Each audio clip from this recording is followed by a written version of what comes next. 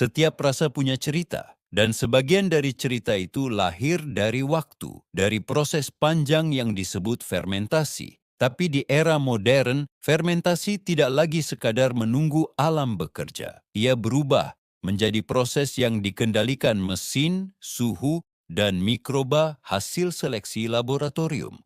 Pertanyaannya, apakah fermentasi tradisional masih yang paling sehat? Atau justru fermentasi modern yang lebih unggul?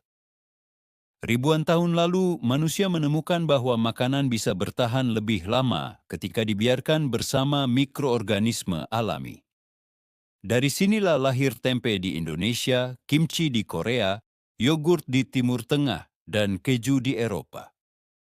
Proses ini sepenuhnya alami, tanpa mesin, tanpa kontrol suhu, tanpa laboratorium. Mikroba liar dari udara dan bahan pangan itu sendiri bekerja menciptakan rasa, aroma, dan manfaat unik.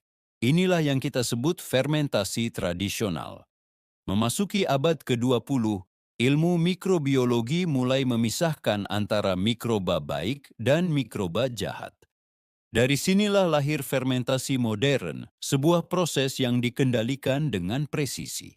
Mikroba dipilih secara spesifik, suhu dijaga, oksigen diatur, dan hasilnya bisa diprediksi. Tak lagi bergantung pada alam, tapi pada sains. Contohnya, yogurt komersial yang kamu beli di supermarket, keju industri, bahkan suplemen probiotik, semuanya adalah hasil fermentasi modern. Baik tradisional maupun modern, prinsip dasarnya sama. Mikroba memakan gula lalu menghasilkan asam, gas, atau alkohol. Asam laktat pada yogurt, asam asetat pada cuka, dan alkohol pada tape, semuanya adalah hasil kerja mikroorganisme. Tapi perbedaannya ada pada keragaman mikrobanya. Fermentasi tradisional punya komunitas mikroba yang kompleks dan alami. Sedangkan fermentasi modern lebih bersih, hanya menggunakan satu atau dua jenis mikroba yang dikontrol dengan ketat. Nah, sekarang bagian paling menarik, mana yang lebih sehat? Fermentasi tradisional umumnya mengandung mikroba yang jauh lebih beragam. Keragaman ini bisa membantu memperkaya mikrobioma usus kita, yaitu bakteri baik yang berperan penting dalam pencernaan dan imunitas tubuh. Namun karena prosesnya alami, risiko kontaminasi juga lebih tinggi jika tidak dilakukan dengan benar. Di sisi lain, fermentasi modern memang lebih terkontrol dan aman secara standar industri.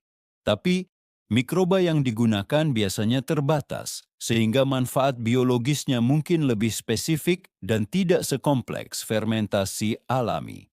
Dengan kata lain, keduanya punya kelebihan dan kekurangan masing-masing. Selain soal kesehatan, rasa juga tak bisa dipisahkan. Fermentasi tradisional membawa identitas budaya, cita rasa lokal, dan karakter yang sulit ditiru oleh mesin. Sementara itu, fermentasi modern membawa konsistensi, efisiensi, dan kemurnian rasa. Dua dunia yang berbeda, tapi sebenarnya saling melengkapi. Jadi, mana yang lebih sehat? Jawabannya tergantung pada apa yang kamu cari.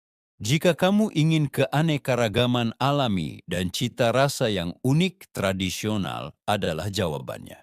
Tapi jika kamu butuh produk yang higienis, stabil, dan aman secara industri, modern tak bisa digantikan.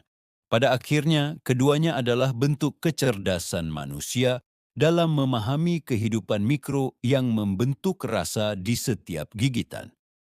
Karena, seperti yang selalu kami percaya, setiap rasa punya cerita. Terima kasih sudah menonton, sampai jumpa di video berikutnya.